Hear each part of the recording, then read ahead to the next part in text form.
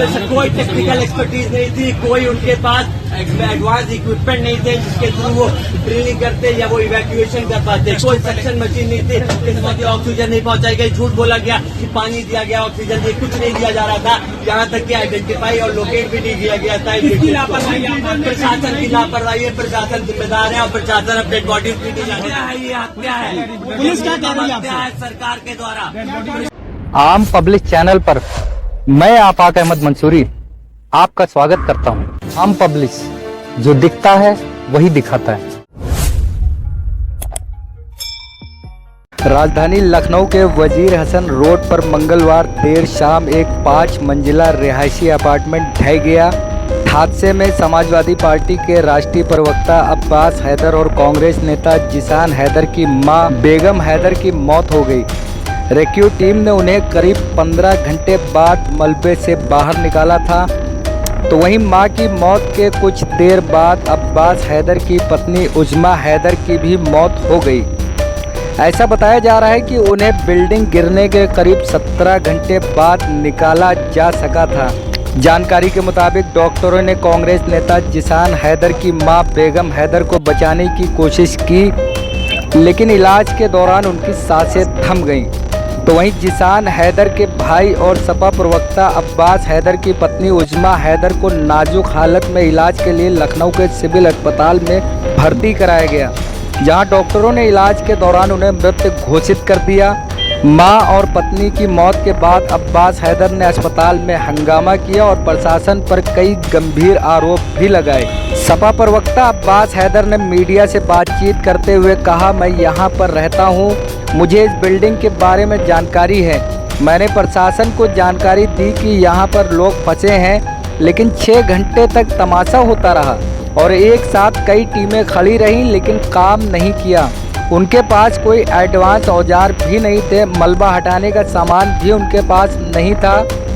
अब्बास ने कहा कि वहां पर लोगों की दम घुटने से मौत हुई क्योंकि लोगों के पास ऑक्सीजन नहीं पहुंचाई गई। उन्होंने कहा कि झूठ बोला गया कि पानी और ऑक्सीजन लोगों को दी गई। इस दौरान उन्होंने मौत का जिम्मेदार प्रशासन को ठहराया। नीचे के कई फ्लोर काट दिए गए, हमने कहा पहले फ्लोर पे लोग हैं, नहीं किया गया। पूरे 6 घंटे तमाशा होता रहा, एक साथ कई टीमें खड़ी रही, काम नहीं किया। वीडियो बना रहे हैं, कोई टेक्निकल एक्सपर्टीज नहीं थी, कोई उनके पास एडवांस इक्विपमेंट नहीं थे जिसके थ्रू वो ड्रिलिंग करते या वो इवैक्यूएशन कर पाते। कोई सक्शन मशीन नहीं थी किसका कर पाते बलवा। वहां पर लोगों के तब घुटने से मौत, ऑक्सीजन नहीं पहुंचाई गई। झूठ बोला गया कि पानी दिया गया, ऑक्सीजन दिया, कुछ नहीं दिया जा रहा था। यहाँ तक कि आइडेंटिफाई और लोकेट भी नहीं किया गया था। प्रशासन की लापरवाही है, प्रशासन जिम्मेदार है और प्रशासन अब डेड बॉडी भी नहीं जाने दे रहा है। अभी पुलिस आपसे क्या कह रही है? हत्या है, ये हत्या है, पुलिस क्या कह रही है? हत्या है सरकार के द्वारा, प्रशासन के द्वारा। बॉडी को लेकर क्या कहना चाह रहे हैं? बड़े बड़े अधिकारी मंत्री आकर के वहाँ पे वीडियो बना रहे हैं, मीडिया बाइट दे रहे हैं, वाहवाही लूटने के लिए, ये बताने के लिए कि हम खड़े हैं। अरे भाई, आप जो मैं कह रहा हूँ, आप वहाँ इवैक्यूएट नहीं कर रहे हैं, खड़े होकर के वीडियो बना रहे हैं। सुबह से शाम तक बैठे कह रहे हैं कि बहुत अच्छे अफसर हैं, रात भर बैठ के इन्होंने, चुप रहो, रात भर बैठ करके उन्होंने जो है बचाने का काम किया। ये क्या है, तमाशा है? अपने आप पब्लिसिटी करेंगे, अपने PR बना रहे, ट्विटर अकाउंट पे डालेंगे अपने आप। सारी NDRF, SDRF ट्विटर अकाउंट के लिए वीडियो फोटो खींच रहे हैं। वो क्या रहा है, लोगों की जान के साथ खिलवाड़ हो रहा है।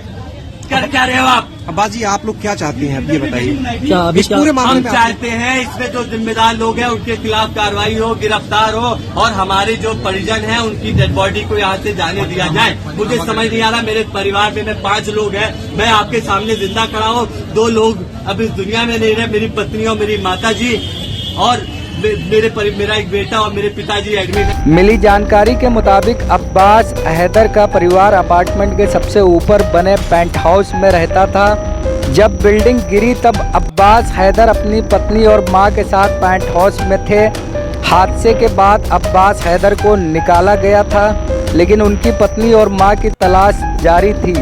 आज सुबह करीब 10 बजे अब्बास की मां को बाहर निकाला गया और गंभीर हालत देखते हुए उन्हें तत्काल अस्पताल में भर्ती कराया गया, लेकिन डॉक्टर उनकी जान नहीं बचा सके। तो वहीं 12:20 पर अब्बास की पत्नी उजमा को मलबे से बाहर निकाला जा सका। उन्हें भी डॉक्टरों ने इलाज के दौरान मृत घोषित कर दिया। वहीं लखनऊ के डीजीपी डीएस चौहान ने मीडिया से बातचीत करते हुए बताया कि अभी तक 2 महिला की मृत्यु हुई है। हमारे पास सभी सुविधाएं उपलब्ध हैं। इस अभियान में लगभग 48 घंटे लग सकते हैं। अभी एफआईआर ड्राफ्ट की जा रही है। घटना के कारणों की जांच करने के लिए 3 सदस्यों की कमेटी इसकी जांच करेगी। ये कमेटी 1 सप्ताह में जिम्मेदार लोगों को चिन्हित कर रिपोर्ट देगी। अभी तक हमने किसी को गिरफ्तार नहीं किया है। इस मामले में डिप्टी सीएम ब्रजेश पाठक ने कहा कि घटना की जांच के निर्देश दे दिए गए हैं। किसी भी दोषी को बख्शा नहीं जाएगा। इसमें कड़ी कार्रवाई होगी।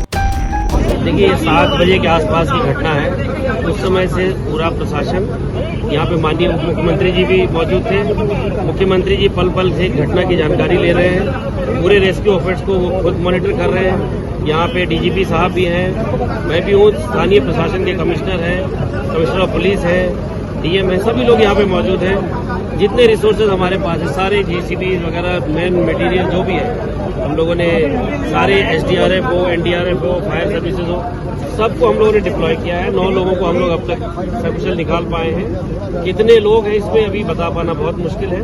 कोई अधिकारी, कोई इस तरह की सूचना भी हमारे पास नहीं है, लेकिन हमें उम्मीद है कि अभी जितने भी लोग बचे हैं अच्छे से रेस्क्यू ऑपरेशन चला करके हम लोग इनको निकाल पाएंगे। सर, कितना आपको लगता है क्या वजह हो सकती है जो इतनी बड़ी घटना? ये अभी कह पाना भूकंप है, कोई कह रहे हैं ये अभी कह पाना मुश्किल है। और अभी हमारा सारा फोकस जो है वो रेस्क्यू पे है। एक बार हम लोगों को रेस्क्यू कर लें, फिर इसकी भी जांच करके देखेंगे कि ये बिल्डिंग क्यों गिरी। जी, क्या कह रहे अभी हैं? कोई कैजुअलिटी नहीं है। कोई कैजुअलिटी नहीं। कितने casualty लोग नहीं। अभी और होंगे? 12 लोगों को रेस्क्यू किया गया है, जैसा डीजीपी साहब ने बताया आपको। हाँ। और अभी जो हमारे पास जो लोग निकल के आए हैं और जो लोग यहाँ स्थानीय लोग हैं, उनकी सूचना के अनुसार इसमें कुल 5 से 6 लोग और हो सकते हैं जी। और अभी तक कोई कैजुअलिटी नहीं है। रेस्क्यू एफर्ट आप देख सकते हैं, युद्ध स्तर पे चल रहा है और हमें पूरी उम्मीद है कि हम बाकी लोगों को भी निकाल पाएंगे। किसी व्यक्ति को अंदर भेजा गया है, उसकी तरफ से क्या कोई सूचना आई है कि नहीं? जो एक व्यक्ति, जैसे डीजीपी साहब ने बताया कि एक व्यक्ति जो अंदर जिससे संपर्क में, उनको फोन दिया गया है और अभी वो कुछ सकुशल है, उनको निकालने की कोशिश। सेना के जवान भी लग गए हैं। सेना के जवान भी। सभी लोग सहयोग कर रहे हैं, सभी लोग सहयोग कर रहे हैं। अच्छा, ये बताइए, जो परिवार की बात चल रही थी, परिवार के लोग हैं क्या? 10-15 लोग परिवार बताए जा रहे हैं। कुल 5-6 लोग और हैं, वो अलग अलग परिवारों के हैं, अलग अलग अपार्टमेंट्स में रहते थे। कुछ लोग फर्स्ट फ्लोर पे, सेकंड फ्लोर पे, इस तरह से अलग अलग जगह रहते थे, जो यही स्थानीय लोगों ने बताया। मतलब कुल मिला के 12 लोग बचा लिए गए हैं और 6 लोग अभी फंसे हुए हैं। फोन दिया गया, एक व्यक्ति को दिया गया है। क्या आपको लगता है अर्थक्वेक से गिरा है? नहीं, अर्थक्वेक से नहीं गिरा। हाँ, कंस्ट्रक्शन चल रही थी बेसमेंट, ठीक है, और उससे गिरा है। और इलीगल था, जो भी काम हो रहा था वो किसी को पता नहीं। बहुत सुबेरे से तो 2 दिन से परेशान थे हम लोग, इतना ज्यादा कि हम लोग सब बाथरूम हिलता है और सब इतना ज्यादा मतलब वाइब्रेशन थे उस काम के। काम होने के बहुत ज्यादा वाइब्रेशन। क्या नाम है? दीपक कोहली। आप बगल में रहते हैं? हाँ जी। Thank you. रफ्तार जी, क्या कहेंगे बताइए? बहुत बड़ा हादसा हुआ है। ये बहुत बड़ा हादसा है और इसमें समाजवादी पार्टी के राष्ट्रीय प्रवक्ता हैदर अब्बास साहब और उनके परिवार के लोग भी दबे मलबे के अंदर। अभी जो लोग मलबे के अंदर हैं वो जीवित हैं, उनको निकालने की कार्रवाई बहुत तेज हो रही है ताकि जो लोग अंदर फंसे मलबे के अंदर वो जीवित बाहर निकल आए। 50 से अधिक लोगों के दबे होने की संभावना है। इसमें कई सारे परिवार रहते थे जी, मुझे आपको पता चली क्या हुआ था? ये बिल्डिंग कैसे गिरी है, जर्जर नहीं पाई है, लेकिन इसमें समाजवादी पार्टी के राष्ट्रीय प्रवक्ता हैदर अब्बास साहब फंसे हुए हैं, उनका परिवार फंसा हुआ है और 50 लोगों के लगभग जो है दबे होने की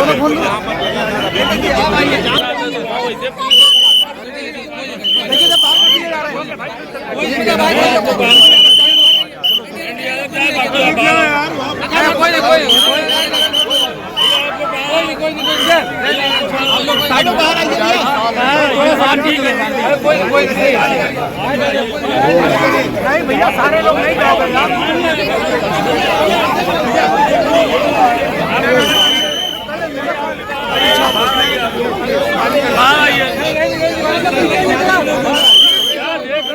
घटना हुई थी, तुरंत उन्होंने संज्ञान लिया था और उनके आदेश पर तुरंत यहाँ SDRF और NDRF को पहुँचाया गया और ये रेस्क्यू ऑपरेशन युद्ध स्तर पर जो है वो किया जा रहा है।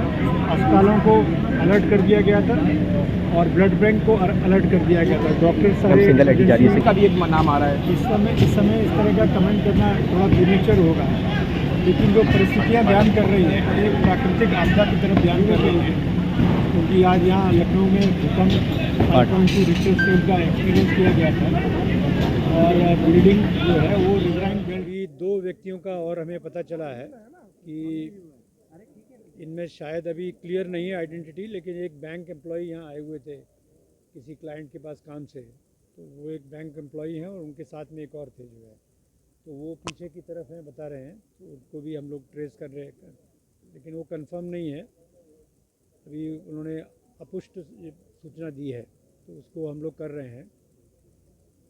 जब रात के हमारे ये 12 घंटे बीत गए तो हमारी शिफ्ट चेंज हुई है। हमारी NDRF की भी फ्रेश टीम लगी हैं और SDRF की भी फ्रेश टीम्स लगी हैं। लखनऊ पुलिस जो है उनकी भी शिफ्ट चेंज हुई है, PAC की भी शिफ्ट चेंज हुई है, फायर सर्विस की भी जो ऑफिसर्स हैं वो लगातार आप देख ही रहे हैं कि हम लोग यहाँ पर मौजूद हैं और हम लोग कोशिश कर रहे हैं कि जितने ज़्यादा संभव हो उनको सकुशल बाहर निकाल दिया जाए। इसके अलावा और हमारे पास में कोई ऐसा ग्रेट जिसे कहते हैं समस्या नहीं है। मेडिकल सर्विसेज हमारे प्रॉम्प्ट हैं, एम्बुलेंसेस प्रॉम्प्ट हैं, डॉक्टर्स हैं, सब लोग लगे हुए हैं, ब्लड का भी अरेंजमेंट है, लेकिन जो समस्या है वो है मलबे की जो है, तो उससे हम लोग डील कर रहे हैं। जिम्मेदार किसी पर FIR हुई है क्या? जैसे मैंने आपको कल रात में भी बताया था कि मिनिमम 18 घंटे तो लगेंगे ही लगेंगे जो है, और अब जैसे प्रतीत हो रहा है क्योंकि एक कमरे को जाना पड़ रहा है, तो ये 18 घंटे से ज़्यादा भी ऑपरेशन एक्सटेंड हो सकता है। और अननोन एक एलिमेंट आ गया है जिसमें 2 अननोन की बताए जा रहे हैं, तो फिर उनको भी तलाश करना पड़ेगा। तो उसमें मिनिमम 24 + 2 48 आवर्स तो लगेंगे जो है। और जहाँ तक FIR की बात है तो FIR ड्राफ्ट की जा रही है, जैसे ही पंजीकृत होती है हमारे प्रोसिक्यूशन से वेट होके तो पंजीकृत हो जाएगी तो हम आप लोगों को अवगत कराएंगे। मुख्यमंत्री ने 3 सदस्यीय जांच कमेटी जिसमें रोशन जैकब हैं और पीयूष मोरडिया साहब हैं और एक हमारे PWD के जो है वो इंजीनियर हैं, तो ये 3 सदस्यीय कमेटी इसकी जांच करेगी कारणों का पता लगाने के लिए जो है। अभी तक क्या कोई कारण का पता लग पाया कि वास्तविक वजह अर्थक्वेक था या बेसमेंट में खुदाई चल रही थी वो था? क्योंकि बहुत सारे लोगों से आपकी बातचीत हुई है। शाहिद मंजूर हैं, विधायक हैं समाजवादी पार्टी के, उनके बेटे को हिरासत में ले जाने की बात कही जा रही है मेरठ में। पुलिस इन्वेस्टिगेटर्स के लिए ये बहुत मुश्किल होता है इस समय कमेंट करना कि बिल्डिंग कैसे गिरी है, क्योंकि ये एक एक्सपर्ट फील्ड है जिसमें एक्सपर्ट्स राय देते हैं। अभी माननीय मुख्यमंत्री जी के द्वारा लगातार इस पे नजर बनाई जा रही है और माननीय रक्षा मंत्री जी के द्वारा भी फोन करके सूचना इसकी दी गई है। उन्होंने आर्मी के लिए भी इंस्ट्रक्शन किया है, आर्मी की टीम भी पहुंची है यहाँ पर और NDRF और SDRF ID के ऊपर क्या कारण रहा इस बिल्डिंग के गिरने का? अभी कारण अभी बता पाना मुश्किल है, लेकिन अभी रेस्क्यू ऑपरेशन चल रहा है। अगल बगल के लोगों को खाली कराया गया? अभी अगल बगल की बिल्डिंगों का भी परीक्षण किया जा रहा है। हमारी जो टेक्निकल टीम्स हैं वो आसपास की बिल्डिंग्स का निरीक्षण। 7 लोग अभी तक सिविल अस्पताल में पहुंचे हैं और 2 लोग यहाँ पर हैं जिनको की निकाला जा रहा है। NDRF की टीम बिल्डिंग की वॉल को फोन से भी कोई संपर्क हुआ था क्या सर, जो है किसी नीचे से किसी व्यक्ति से जो है? हाँ, उन्हीं से क्लू मिला था, तो उन्होंने जो टॉप फ्लोर पर रहते थे उनको निकाला जा चुका है, जिनसे फोन पर संपर्क हुआ। नीचे का हिस्सा सुरक्षित है क्या ये माना जा रहा है? जो नहीं, सुरक्षित नहीं है, लेकिन वहाँ पर वॉल को कट करके लोगों को रेस्क्यू किया जा रहा है। वहाँ पर 2 लोग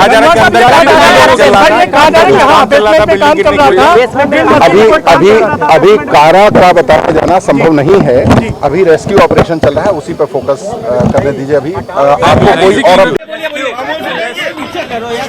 रेस्क्यू के नाम पे अगर तमाशा देखना हो तो आप यहाँ पर देखिए, सारे चैनल आप लोग योगी आदित्यनाथ और प्रशासन की वाहवाही कर रहे थे। वहाँ पे एसडीआरएफ की टीम थी, एसडीआरएफ की टीम 100 लोग खड़े फोटो खिंचा रहे थे, वीडियो बना रहे थे। रेस्क्यू करने के लिए 4 लोग, इतना जहाँ पे कहा मैंने ड्रिल करो वहाँ पे नहीं किया, देरी करी, दम घुट के मरे हैं ये लोग, दम घुट के मरे मेरे परिवार के लोग। आप चाहते क्या है? दम घुट के मरे हैं। क्या चाहते हैं? हम चाहते हैं कि न्याय हो, ये गलत है। हत्या हुई है प्रशासन के द्वारा, हत्या हुई है प्रशासन के द्वारा। पहले तो अवैध बिल्डिंग बनवाते हैं, फिर उसके बाद लोग बढ़ते हैं। सिविल हॉस्पिटल में क्या कहना है आपको? सिविल अस्पताल के जो रेस्क्यू के नाम पे तमाशा हुआ है, रेस्क्यू के नाम पे तमाशा क्यों किया गया? जब मैं वहाँ का इंफ्रास्ट्रक्चर जानता हूँ, मैंने बार बार कहा कि यहाँ पे ड्रिल करो, वहाँ पे नहीं किया गया। तो नीचे के कई फ्लोर काट दिए गए, हमने कहा पहले फ्लोर पे लोग हैं, नहीं किया गया। पूरे 6 घंटे तमाशा होता रहा, एक साथ कई टीमें खड़ी रही, काम नहीं किया। किसकी लापरवाही बना रहे हैं? कोई टेक्निकल एक्सपर्टीज नहीं थी, कोई उनके पास एडवांस इक्विपमेंट नहीं थे जिसके थ्रू वो ड्रिलिंग करते या वो इवैक्यूएशन कर पाते, कोई सक्शन मशीन नहीं थी कि सक कर पाते बलवा। वहाँ पर लोग एकदम घुटने से मौत, ऑक्सीजन नहीं पहुंचाई गई, झूठ बोला गया कि पानी दिया गया, ऑक्सीजन दिया, कुछ नहीं दिया जा रहा था। यहाँ तक कि आइडेंटिफाई और लोकेट भी नहीं किया गया था। किसकी लापरवाही आप मानते हैं? प्रशासन की लापरवाही है, प्रशासन जिम्मेदार है और प्रशासन अब डेड बॉडीज भी नहीं जाने दे रहा है। हत्या है, ये हत्या है, ये निर्मम हत्या है सरकार के द्वारा, प्रशासन के द्वारा। बड़े बड़े अधिकारी, मुख्यमंत्री आकर के वहाँ पे वीडियो बना रहे हैं, मीडिया बाइट दे रहे हैं, वाहवाही लूटने के लिए, ये बताने के लिए कि हम खड़े हैं। अरे भाई, आपने जब मैं कह रहा हूँ, आप वहाँ इवैक्यूएट नहीं कर रहे हैं, खड़े होकर के वीडियो बना रहे हैं, सुबह से शाम तक बैठे कह रहे हैं कि बहुत अच्छे अफसर हैं। रात भर बैठ के इन्होंने, चुप रहो, रात भर बैठ करके उन्होंने जो है बचाने का काम किया। ये क्या है? तमाशा है। अपने आप पब्लिसिटी करेंगे, अपने पीआर बना रहे हैं, ट्विटर अकाउंट पे डालेंगे अपने आप। सारी एनडीआरएफ एसडीआरएफ ट्विटर अकाउंट के लिए वीडियो फोटो खींच रहे हैं। वो क्या रहा है? लोगों की जान के साथ खिलवाड़ हो रहा है। कर क्या रहे हो आप? आप लोग क्या चाहते हैं? बिल्डिंग बनाई थी, हम चाहते हैं इसमें जो जिम्मेदार लोग हैं उनके खिलाफ कार्रवाई हो, गिरफ्तार हो और हमारे जो परिजन हैं उनकी डेड बॉडी को यहाँ से जाने दिया जाए। मुझे समझ नहीं आ रहा, मेरे परिवार में 5 लोग हैं, मैं आपके सामने जिंदा खड़ा हूँ, 2 लोग अब इस दुनिया में नहीं रहे, मेरी पत्नी और मेरी माता जी, और मेरा एक बेटा और मेरे पिताजी एडमिट है। मुझे समझ नहीं आ रहा मैं क्या करूं, लेकिन अगर सरकार के अंदर जरा भी शर्म और सहानुभूति है तो इंसानियत दिखाएं। यहाँ पे प्रशासन दिक्कत कर रहा है, हमारे समस्या पैदा कर रहा है। बात हो गई कि हम कंसेंट दे रहे हैं पंचनामा करके बॉडी जाने दी, अब क्यों तमाशा किया जा रहा है? इतना नाजायज फायदा मत उठाइए प्रशासन का। बॉडी छोड़ दो, आप टच नहीं कर सकते, आप बॉडी छोड़ दो, बॉडी नहीं टच कर सकते, आप छोड़ नहीं सकते, बता दे रहा हूँ, हाथ न लगाना। परिवार नहीं तैयार है। अभी तो आप लोग ने कहा कि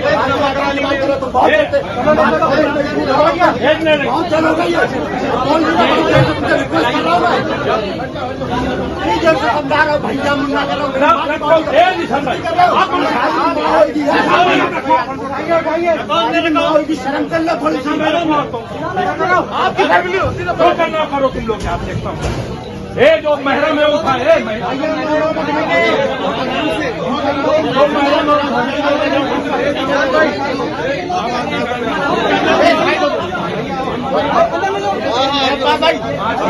अगर आपने हमारे चैनल को सब्सक्राइब नहीं किया है तो आम पब्लिक चैनल को सब्सक्राइब कीजिए और हाँ, बेल आइकन जरूर दबाइए।